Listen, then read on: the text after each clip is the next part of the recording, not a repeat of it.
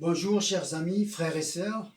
Nous voici donc dans cette émission Pain vivant pour moissonneurs. J'ai laissé encore le ictus qui avait paru dans le ciel de Carcassonne et pour moi qui est un signe pour avancer de plus en plus vers Christ et l'annonce de son royaume.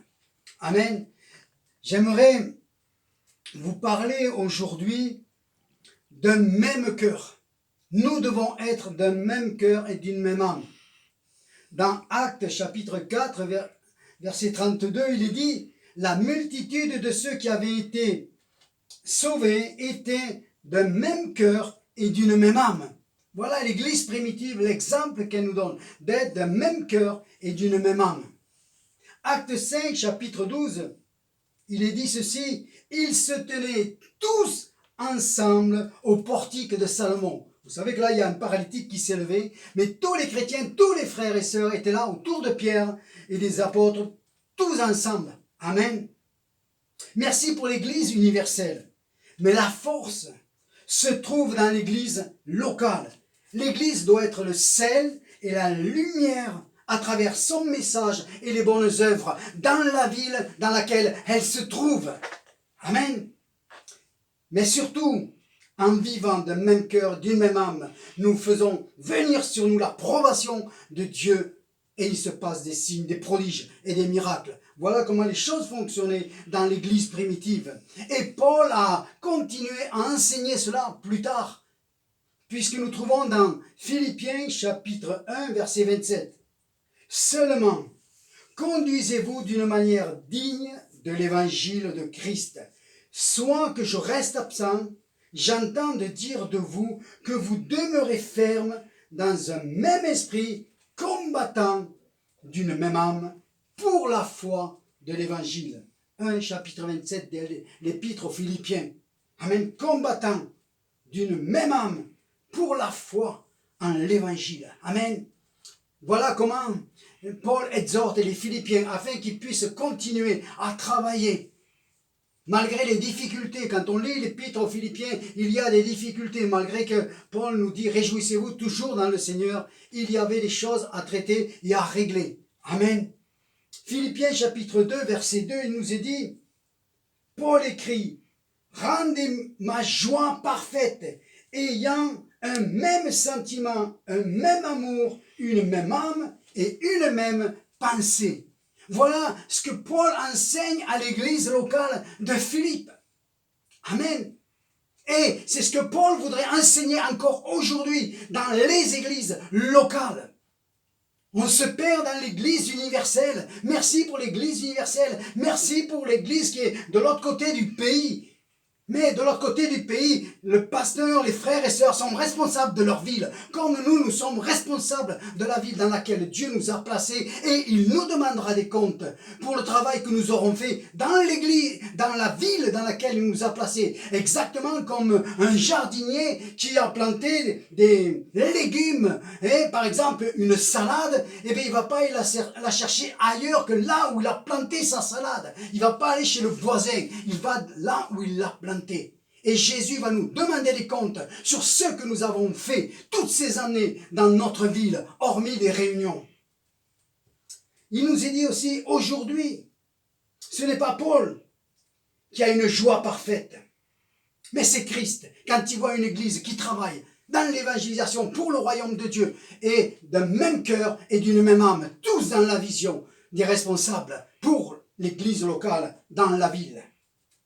Philippiens 3,15 nous dit « Vous tous donc, qui sommes parfaits, c'est-à-dire un chrétien mature, ayons une même pensée. » Des chrétiens matures, ce sont des hommes et des femmes qui ont une même vision, une même pensée, un même amour. Amen. Pour travailler dans l'endroit où ils se trouvent. Ils ne se laissent pas disperser à tout vent de doctrines bonnes ou fausses. Avec le virus, le monde s'est assis et cherche les solutions, une porte de sortie. Et elle viendra assurément parce que Dieu contrôle toute cette situation. Dans Ecclésiaste 7, chapitre 14, verset 14, il est dit « Au jour du bonheur, sois heureux. Au jour du malheur, réfléchis. Dieu a fait l'un comme l'autre, afin que l'homme ne découvre en rien ce qui sera après lui. Amen. Le monde réfléchit à sa façon, mais l'Église aussi doit réfléchir. Depuis le mois de mars, beaucoup se sont emparés des réseaux sociaux, moi le premier. Et le panel que nous trouvons amène parfois à la confusion. Les sceptiques, les athées, ceux qui veulent contredire la parole de Dieu, qui sont ennemis de la parole de Dieu, ils trouvent de quoi satisfaire leurs contradictions. Revenons aux fondamentaux. C'est une expression qu'on entend des fois dans les clubs de foot ou de rugby. Revenons aux fondamentaux. Et il est temps que l'Église locale revienne aux fondamentaux. Oh, je vais vous en donner que deux. Un, c'est-à-dire que l'Église locale doit être forte, d'un même cœur et d'une même âme. Forte dans la communion des frères les uns avec les autres et dans la même vision du travail, dans la ville dans laquelle tu te trouves. Amen. Voilà le fondamental. Le deuxième, l'évangélisation en direction d'une société qui s'éloigne de la vérité de l'évangile et du salut. Croyons qu'aujourd'hui encore, il y a dans notre ville des hommes et des femmes qui ont besoin d'entendre la voix du bon berger. Et le bon berger, c'est nous qui allons proclamer cet évangile. Ce n'est pas quelque chose qui vient d'en haut. Dieu nous a donné une mission. Jésus a dit, comme le Père m'a envoyé, moi je vous envoie. Donc c'est à nous à aller vers nos contemporains, vers cette jeunesse qui se perd, vers tous ces raisonnements athées, laïques qui sont en train de vraiment détruire la société dans sa foi et dans son christianisme. Dans Actes 2,18, il est dit, oui, sur mes servantes et sur mes serviteurs, dans ces jours-là, je répandrai de mon esprit et ils prophétiseront. Prophétiser, c'est parler de la part de Dieu. Et aujourd'hui, il est fondamental de revenir à la prédication de la croix, de revenir à la prédication du sang versé à la croix par Jésus-Christ, l'agneau immolé pour nos péchés. Les péchés, le monde doit savoir que le péché les sépare de Dieu et qu'ils sont privés de la gloire de Dieu et qu'à cause de cela, ils sont condamnés à la damnation. Ils ont beau se dire que après la mort, il n'y a plus rien, mais après la mort, c'est faux. La Bible, le Christ est venu nous enseigner qu'il y a la vie éternelle. Et que cette vie éternelle ne passe que par la repentance, un changement de vie. On abandonne le péché, on abandonne tout ce qui est contraire à l'évangile, on abandonne tous ces raisonnements humains qui nous plongent dans les ténèbres, afin de revenir dans l'admirable lumière de Jésus-Christ, recevoir son pardon, recevoir sa liberté, recevoir son amour, recevoir sa guérison, recevoir une pleine révélation de qui il est, alors que le monde veut, Seigneur, nous saper, Seigneur, le christianisme de notre pays. Et c'est ce que nous rencontrons.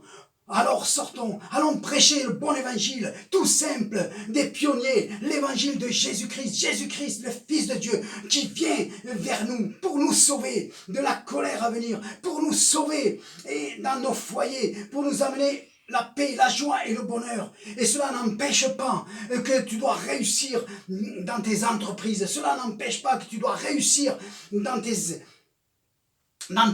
tout ce que tu fais dans ton éducation, à l'école, au lycée. Il y a vraiment quelque chose. Le Seigneur veut que tu prospères de tes mains. Il veut vraiment que tu deviennes la tête et non la queue. C'est parce que nous sommes devenus la queue que la tête fait de nous ce qu'ils veulent que nous soyons. Alors revenons, reprenons notre place dans l'église locale, reprenons notre place dans la ville où nous sommes, reprenons notre place dans les universités, reprenons notre place dans le monde du travail et annonçons cet évangile d'amour. Dieu qui vient sur la terre dans la personne de Jésus-Christ pour sacrifier sa vie, pour nous réconcilier avec le Père, parce que voilà l'appel du Père. Venez à moi, vous tous qui êtes fatigués et chargés, et je vous donnerai du repos. Je veux vous donner la liberté, la joie, la paix que le monde ne peut donner. Moi j'ai la paix, dira Jésus, la paix que je veux remplir ton cœur.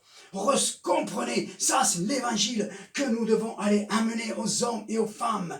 Pas des évangiles, Seigneur mon Dieu, qui met en valeur ce que nous croyons, nos dogmes, nos doctrines. Les hommes n'en veulent plus de cela. Mais ce qu'ils veulent, c'est un vrai Christ. Un Christ qui vient, le même Christ qui allait de village en village, où tout le monde disait reste avec nous, reste encore un peu de temps avec nous, parce que à travers Jésus-Christ, il trouvait l'amour, il trouvait le sauveur, il trouvait le libérateur, et l'église locale doit reprendre le fondamental qui était dans Jésus-Christ, plutôt que de se perdre à écouter l'un, écouter l'autre. Chacun sera responsable de la ville dans laquelle il a été placé, chacun est responsable dans l'église dans laquelle il a été placé. Combien de fois j'ai entendu, oh c'est Dieu qui m'a conduit dans cette église, oh c'est Dieu qui m'a conduit, vraiment c'est une église remplie d'amour, et quelques semaines après des fois, la personne quittait l'église, et puis une fois dehors disait mais il n'y a pas d'amour. Mais si c'est Dieu qui t'a conduit, est-ce que Dieu s'est trompé? Est-ce que le Dieu qui place les étoiles s'est trompé? Mais si c'est Dieu qui t'a placé dans cette église, Dieu ne s'est pas trompé. C'est qu'il y a quelque chose qui ne te plaît pas, qui te fait partir. Parce que si c'est Dieu qui t'a placé, ou alors tu es venu par la chair, alors ne te dis pas spirituel. Mais si c'est Dieu qui t'a conduit dans telle ou telle église locale, quelle que soit la dénomination, quel que soit le mouvement évangélique, quel que soit tout cela, si Dieu t'a placé là, alors reste à l'endroit où Dieu t'a placé. Et Dieu est assez grand, lui qui a placé le ciel, dans chaque étoile dans le ciel. Alors si un jour il veut te déplacer, il te déplacera, mais c'est lui qui le fera. En attendant, prends ta place dans l'église locale, afin d'accomplir les bonnes œuvres que Dieu a préparées d'avance. Parce que Jésus n'a jamais dit qu'il avait préparé des chemins pour aller là, pour aller là, pour aller là et pour aller là. Il n'a jamais dit ça. Il y a des œuvres qu'il a préparées d'avance dans l'église locale dans laquelle tu dois te trouver. Amen. Et pour cela, tu dois devenir un disciple. Un disciple, ça veut dire quelqu'un, un homme mature, discipliné, responsable. Peut-être que tu as une famille avec des enfants et tous les soirs tu te retrouves à table avec tes enfants. Que dirais-tu si un jour tes enfants te disent « Oh écoute papa, maman c'est bien, mais moi je préfère, est-ce que ce soir je peux aller manger chez le voisin parce que souvent il a fait des frites et il a fait un poulet qui est meilleur que le tien. » Alors peut-être le premier jour tu vas dire « Ben vas-y ». Et puis quelques temps après, les enfants ils reviennent te voir, écoute, on va aller là-bas parce que vraiment le dîner, il y a un gâteau super, nous avons que des fruits, c'est pas intéressant, là-bas nous avons un bon gâteau. Et au bout d'un moment, qu'est-ce qui va se passer? Les parents vont être tristes, les parents vont être malheureux. Parce que c'est pas la norme. Oui, les parents sont pas parfaits, mais tu as une famille. Et dans l'amour que crée et construit une famille, tu te construis toi-même. Il en est de même pour l'église locale. Pensez aux responsables, pensez aux pasteurs qui voient leurs ouailles partir de droite et de gauche. Un coup on va dans une autre église, un coup on vient pas et on écoute plein de prédications sur internet et ainsi de suite. On est dispersé dans plein de choses. Parce qu'on ne se satisfait pas de la nourriture de l'église locale. Mais dans l'église locale, il y a une nourriture que tu n'auras nulle part ailleurs. C'est la communion fraternelle. Autour du pain et du vin, avec des frères et sœurs qui sont de même cœur et d'une même âme. C'est ça qui est agréable à Dieu. Et si nous voulons la victoire dans ces temps de la fin, il nous faut revenir dans une église locale forte, de même esprit et d'une même âme. Et prêcher que Jésus-Christ est celui qui est venu pour sauver les uns et les autres. Dans le nom de Jésus-Christ, Père, je te prie, parce que tu as versé ton sang, tu as donné Jésus, afin que l'amour de Dieu manifesté en Jésus-Christ change les hommes. Seigneur, que la voix du bon berger puisse atteindre toutes ces âmes perdues dans ce pays, dans nos villes, dans nos villages, Père, dans le nom de Jésus-Christ. Amen.